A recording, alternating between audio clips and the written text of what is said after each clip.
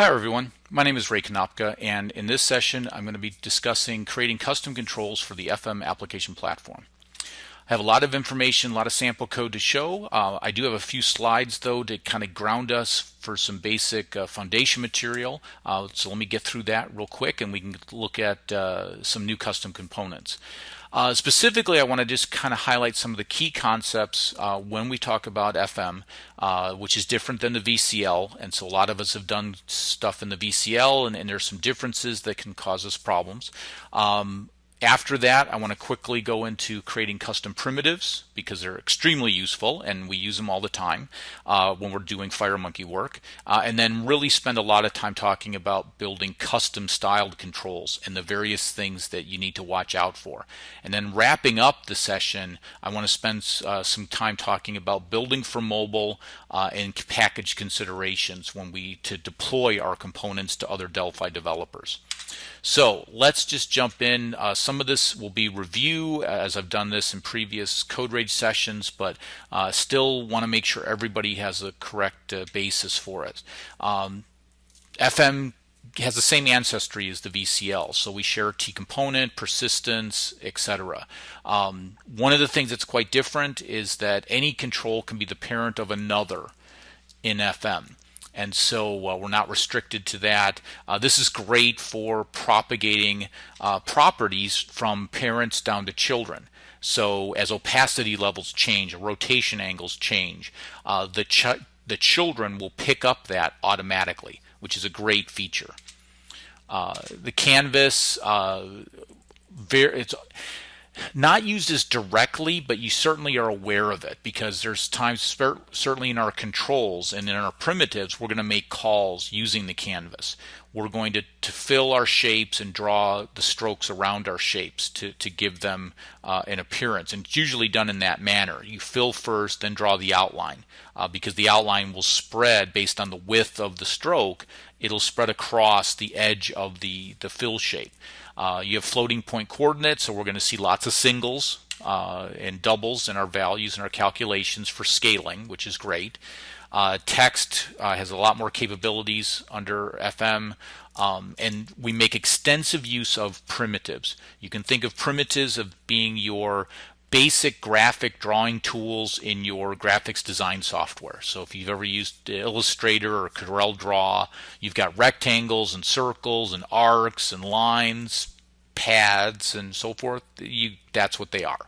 And so it makes it quite easy to do that.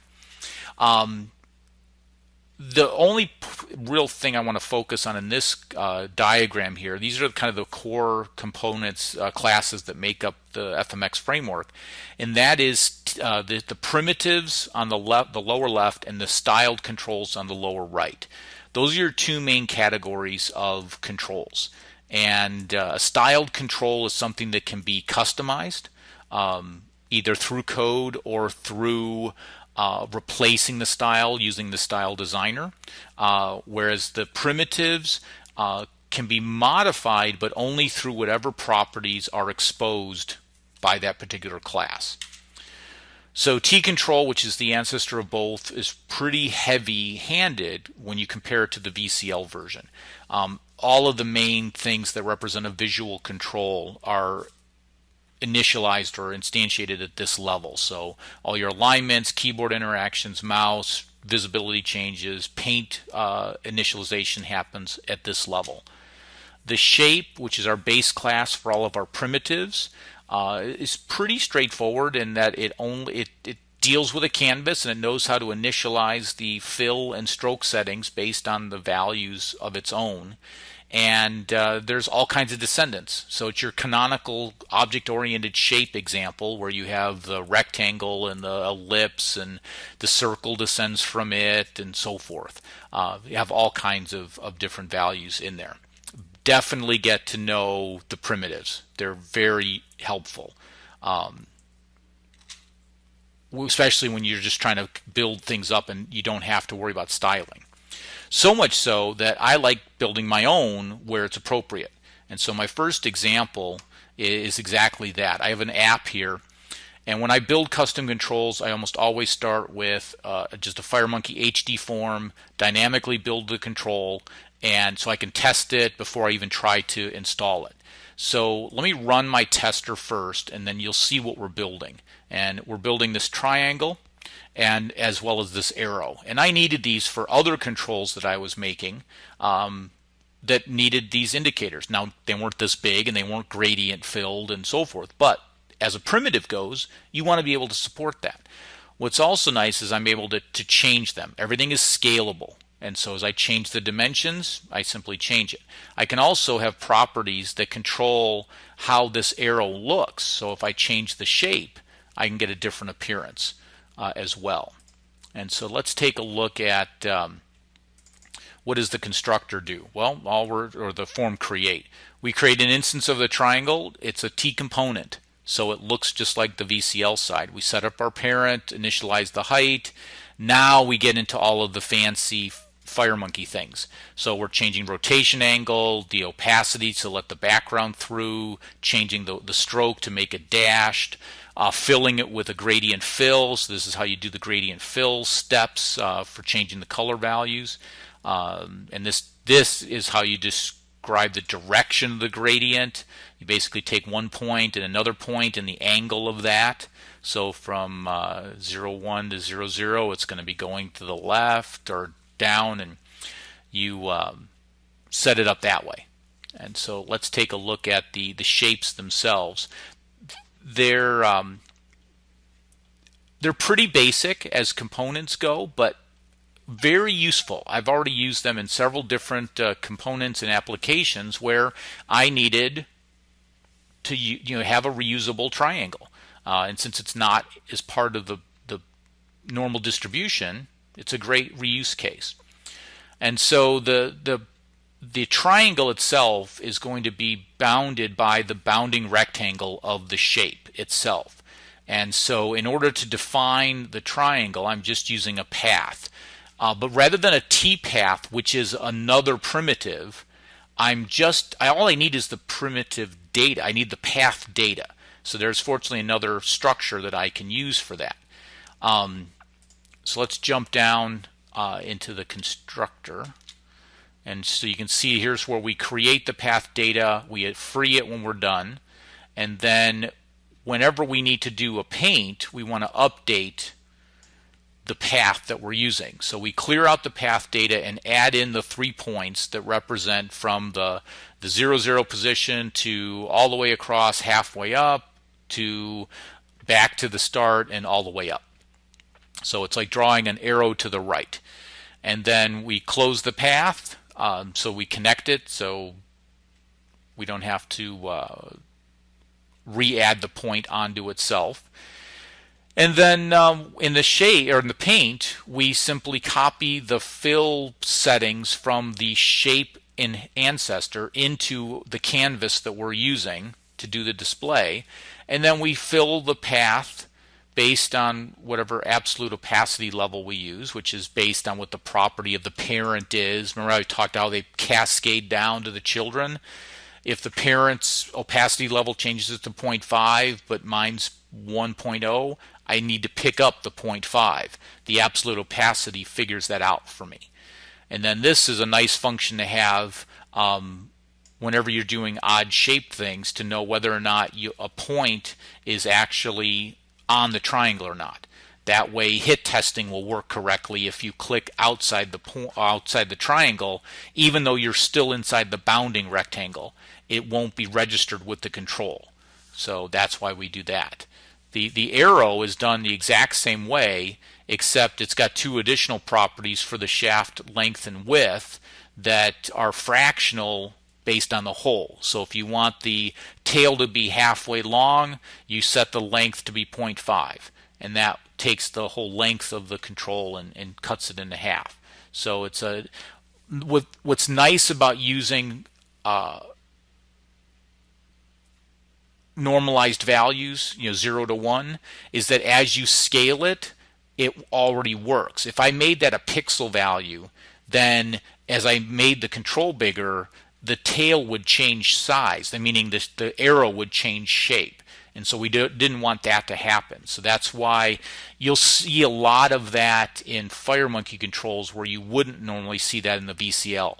is where we're constantly looking to rescale and adjust because it may be animated that way. It's changing the dimensions. The resolution on this device is much higher. And so then I add in the rest of the points for the path, and everything else is exactly the same as the others. So we assign it, fill it, and then draw it, and that's our primitives. So style control is really kind of where the power of FM comes from. It's a way of taking a control and saying, okay, rather than have all of the source code know everything about how this control is supposed to look, have the source code just worry about its functionality. What is the control supposed to do? Then let's define the appearance of the control elsewhere. And we're going to put that into a resource that it can be very complicated and very structured for us to do things with. And that resource is going to get linked into our application, and so much so that an end user can change that resource either dynamically through code or at design time through this style designer. And so it's a really powerful way of customizing the presentation of our controls. Now, a couple key things that we need to be aware of is there's two main properties when we're talking about styles, and that allow us to manage the different style pieces that are used by a control, as well as allowing those pieces to be reused by somebody else or be replaced by somebody else. And that's style name and style lookup.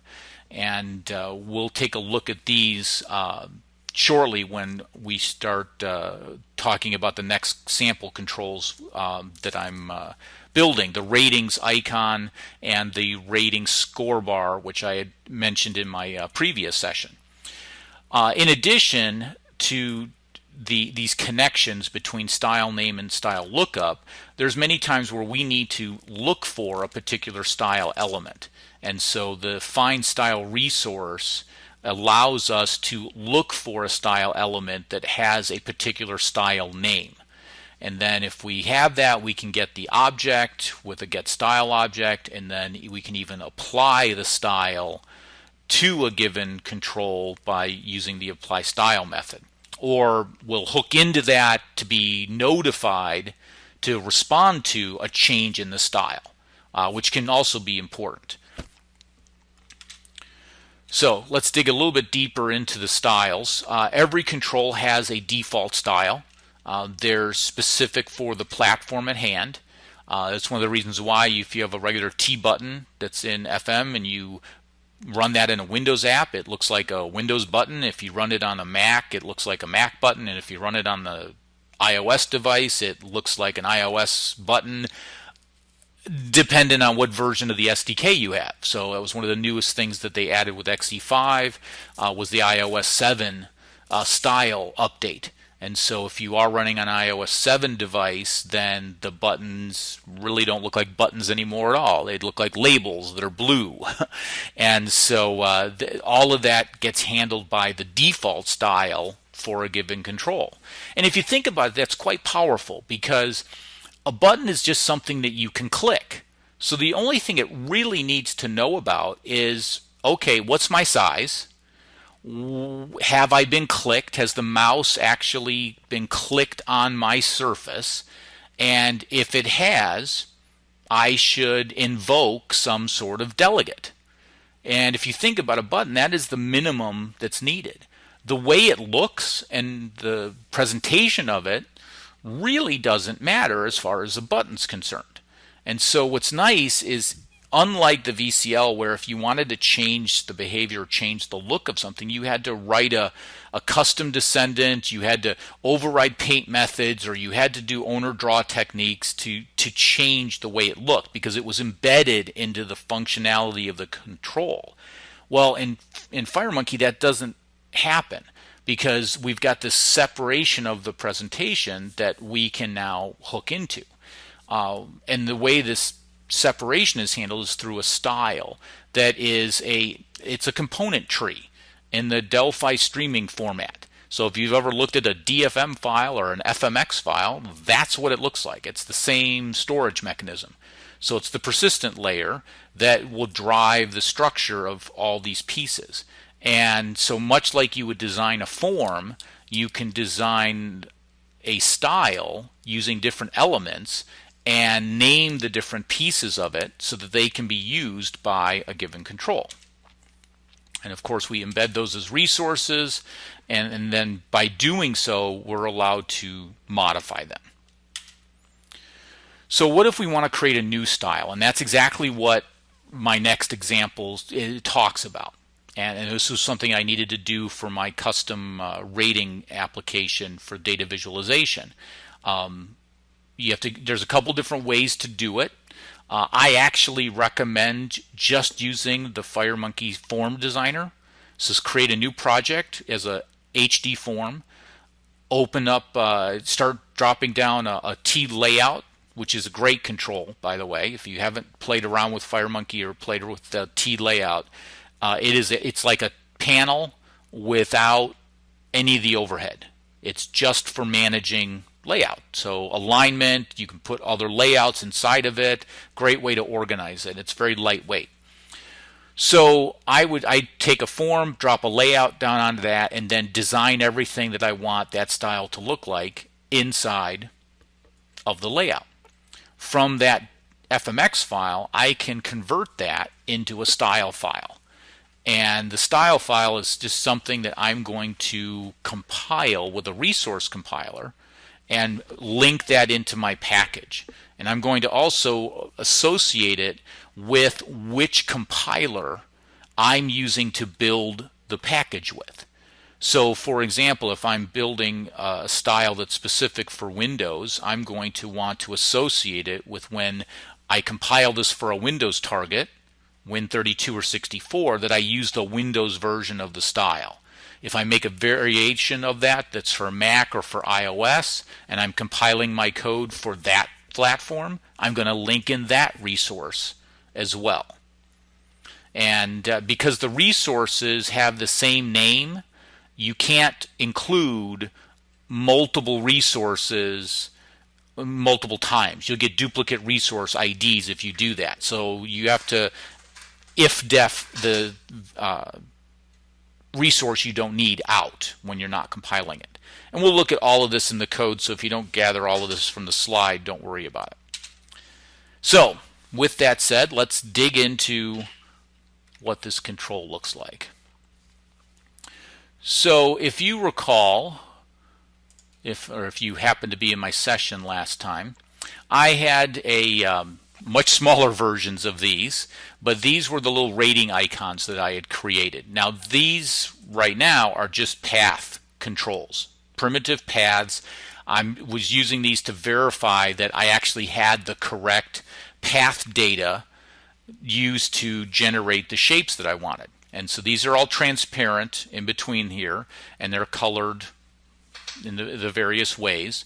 And so what I want to be able to do is I want to embed all of these shapes into a single style and have my control switch which style is used based on another property, which is a little different than we're normally used to thinking about. When we think of, oh, here's what's the default style for it, and here we go. Well, there really isn't a default style. It all depends on what the rating value is.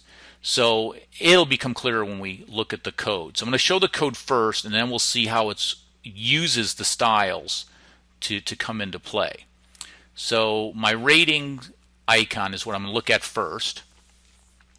And it is a styled control because it's going to start with its own style. It's also possible to change the style when you descend from styled control. So the only property that I have is called rating. And there's some setup, depending on which version of Delphi you're using, to initialize the size appropriately. So if you're running one of the newer ones, XE2 or later, then you get the default size, get style. I guess this would be XE3 or later on that. And then apply style will be used when the style changes for our control. And then now this, when we get down to the implementation, this was something that was actually quite important with respect to if this is going to be used in a style, that you definitely want to override the get data and set data methods. And as we get further into how these are implemented, I'll explain why that was necessary.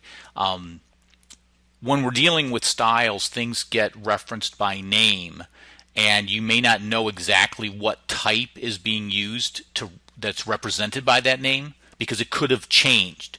You may think it's still a text field, for example, but it may be something different that knows how to be a text field, but may not have exactly the same characteristics. And so the set data and get data allow us to translate values from one style element to our property values, as we'll see. And then we have a regular property. We default it to 1, a bunch of inherited property values. And so let's jump to the constructor. Before I run this, let me go back into here. And all this is doing is I create the rating icon. I set the parent, set its bounds. I initialize it to the version 3. We'll cover the score bar in just a minute. But then whenever I change the radio group, it will change the rating for me. And so there's not a whole lot that's going on in the test app. So I'll run it real quick just so that we can see that, okay, here's the new one. It's version 3. As I change it, it does update which presentation it has for the control. So how's it implemented? And scroll down. Let's get to my create. So couple things. I'm scrolling back up just so that we can see it. One, I'm linking in some resources, and this is the styles. So we're going to look at the styles next, but the style is coming in from this resource linkage. In order to reference the right styles, I need to have some constants defined that represent how this is defined. So we're going to see the names now. RK rating icon style is actually going to be inside of these resources, as well as these other two as well. So for the icon, I initialize the height and width to be 25 square, give it an initial value of 1. If we are running a more recent version of the compiler, we can now override the get default size, which will actually force the control to honor this initial value settings, which is great because it didn't always do that. And so that's something that we can fix. Likewise, the get style object implementation changed. It now returns an FMX object, whereas it used to return a T control. So they look the same. If you're not supporting an older version of Delphi, then you can ignore this one. But what we do is the whole point is to get a reference for the style that we want. And so from the style manager, we're loading the resource, which is that name that I had passed in, and it's an RC data value. So we're going to load that in. So if we do that, if style lookup property has not been modified, if it's empty, which is the default, then we're going to use what the control, this class, thinks it needs to be. If the user, the developer, changes the style lookup, then it's not going to use the one from our resource. It's going to use whatever was returned back from getStyleObject, which will go to the style book that's on the application to pull back the values for all of that. Once we get the updated value that comes back, I call set rating so that it updates the value based on what the rating value is. And what does set rating do? Well, set rating simply sets our current value to our F rating field and calls apply style. And what does apply style do? Well, it's actually pretty simple in its elegance from a coding standpoint. We first look for the layout that represents the style, the ratings style name. And we typecast it to a layout, make sure that that comes back correctly. Now, because we're referencing a style name here, this is a contract between the code and the style. So that if someone else is going to make their own version of the rating style, they need to implement or have in it this layout rating style name, because the code here is looking for that. And if it can't find it, then this will be nil and it won't actually do anything. So assuming we have the style set up correctly, we iterate through all the controls in this layout, and we're looking for, we say, okay, if the control C in the control is a layout, then we check to see which one is the rating level 1, rating level 2, rating level 3. We look for that one. So we're looking for the style name. Again, same contract that's established here. And when we look at the style definition, we're going to see where these are referred to. So for whatever one is the active style, we simply change that layout to be true, which makes it visible in the control. The other ones get changed to false. So we're dynamically switching which style we use to display it. The get data and set data that I had mentioned is allowing us to take an arbitrary data value, a t value, and putting it into the rating, and vice versa. So if get data is called on our control, we just give it back the value that's in rating.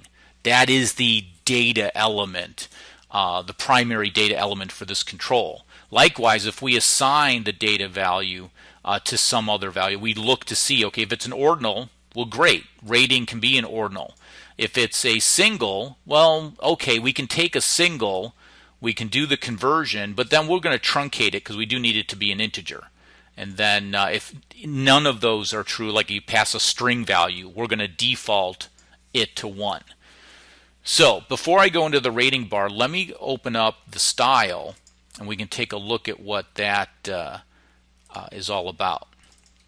So if I go into my code, and all the source code here will get displayed. And so if we go into the styles directory, and for my ratings, I have a ratings all. RC, which is, if we look at that, the RC is our source file to create the style, and that is pulling in for the rating icon style this RK rating icon all style, because platform-wise, it doesn't really matter. So let's bring in rating icon all style. We'll open this up. It's just a text file. Open that up. And so in here, we can take a closer look at how this is structured. And you can see it looks like an FMX or a DFM file. It's the same format. And so the outer layout's needed just because of being a style, but we're going to ignore that. Well, I should say the outer one's gone in there. So this layout object here that goes all the way down, if we follow it, it's got a bunch of different levels and it keeps scrolling all the way down. Inside of this RK rating icon style, this is where style name comes from. So my style needs to have this element in it or my code won't find it. And so this was what we were looking for. We were looking for a layout control that was named with a style name of RK rating icon style. We then iterated through each one of it, looking for all the controls. Looking for a control, for example, called rating level 1, which is a layout of itself and has a certain height and width, but that's only based on the bounds of the layout. The key piece is that inside of this layout there's a path data. So there's a path object that has been initialized with some values, and it's also call this setting. So what we're doing is I'm changing the visibility of this rating level 1 layout because it contains a path structure of the shape I want. That's how it gets turned on or off. If we scroll down a little bit further, we have rating level 2. It's also a layout. Inside of it has its own path data, but it's quite different because it's got a different shape, different nodes involved into that. Likewise, rating level 3 has its piece, and so forth. So it's quite possible somebody could go in, use the control, and create a new structure, create a new layout, call it rating level 4, and end up changing it from a path to just a regular rectangle, for example, if that's what it wanted to use for the different ratings. And so that's the benefit of having this as a style, because somebody can replace it. And that's the key thing of, you could argue, okay, what if, as I showed in my previous session, if you saw that, I can use path data in my code. I don't have to have it in a style.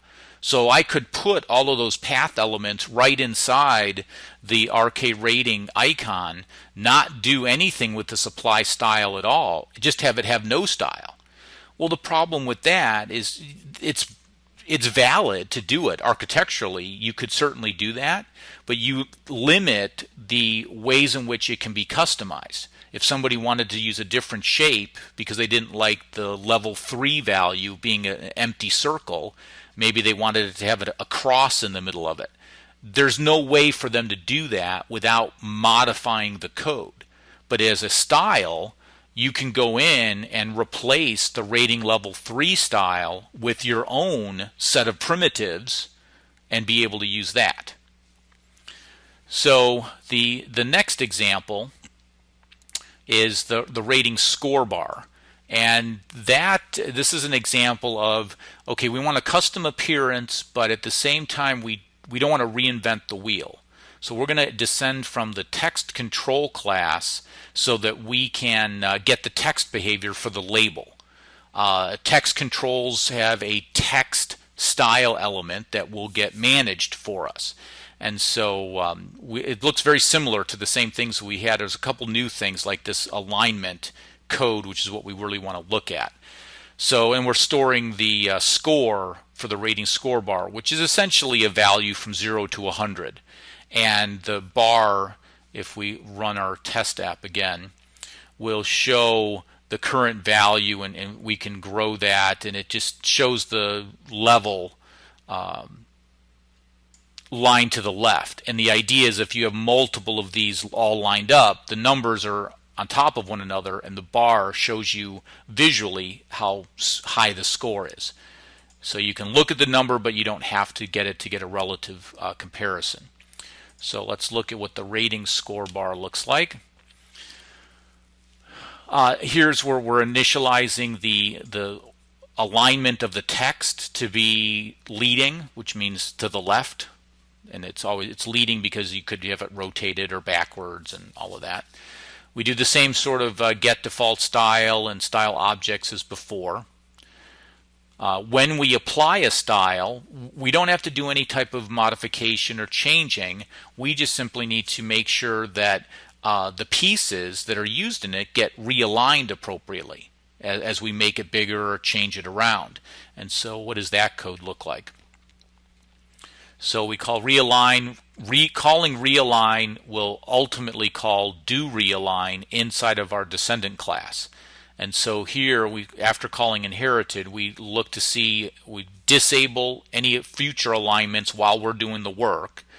We then look for the score resource. Now, score in the style, let's pull that. So the way the score bar styling is set up is that here's the name of the style. So style name represents that. There's a rectangle that represents the background. And then there's another rectangle that represents the score. And then there's, to get the label on it, that is something called text. If you descend from a t-text control and you want to customize the way the text looks, like make it white and fill the contents and change the horizontal alignment, you need to name it text, because that's what the t-text control base class is going to look for in its style. It looks for text. So again, there's more of this contract stuff that's being set up here. So score is a rectangle. Well, I need to adjust the size of score to fill up, a proportion amount of the whole rectangle based on the current value of the score. So that's why I need to find out what this rectangle is and then realign its size. So that's what happens here. So I look for the reference, I make sure that it's assigned and it's a T control, because that's what I need to know to change the width. Because that's really what I'm doing here, is I'm changing the width to some new size. And the new size is based on the dimensions of the rectangle minus any padding that's going on in margins, and the current value of the score as a fraction out of the whole. And so if it's 75, it'll be 75% of that whole dimension. Then I adjust the size of the score rectangle. That's what that represents in my style. Now, it's a rectangle in this style, the default. If somebody changed and made it a circle, for example, as long as it has a width, then everything will work fine. And then as long as the score width is greater than 2, we make sure that it's visible. And if it's not, we hide it, because then it gets too small and you won't be able to see it. And then the get data does the same thing, except in this case, it's actually bringing the value from score in and out of the control. And set score simply sets it, initializes the text to the integer value of, or the string representation of the score value, and then applies the style to force everything to propagate through if there's any changes. And so again, we have to still do the register FMX classes in what we have. Next, I'd like to have a few comments regarding the mobile compilers that are included in XE5. There's the new ARM compiler for Android. We have the R compiler for iOS and the iOS 32 version for the simulator. I highly recommend that you compile your component code against all of those. Especially if you're looking to make it cross-platform. What's nice is that because these are command line tools, we can compile our registration units with these different compilers and to make sure there's no inconsistencies across the platforms. The final step, though, is in order for the Delphi IDE, because it loads a Win32 design package, we need to instruct the IDE that does our component support all the platforms? And there's two ways to do it. The first is using the component platforms attribute, and you can give it any combination of those bit flags. This one says that it does all of those. However, I typically use the the platform targets RC data entry inside of my design package. And if you set it to a hex value of 5F, that's the equivalent of that bit mask that from the previous screen. I'll use the component attributes to take away platforms. For example, the dialog buttons class that's inside of the distribution here is only for desktop environments, so I don't include that in the mobile platforms. So that's where, if they all will work, that's the intent. I set it up as the platform targets. The final comment that I have is in regards to your FireMonkey controls that are used in style definitions, style books and so forth, but not used in the control or into the form.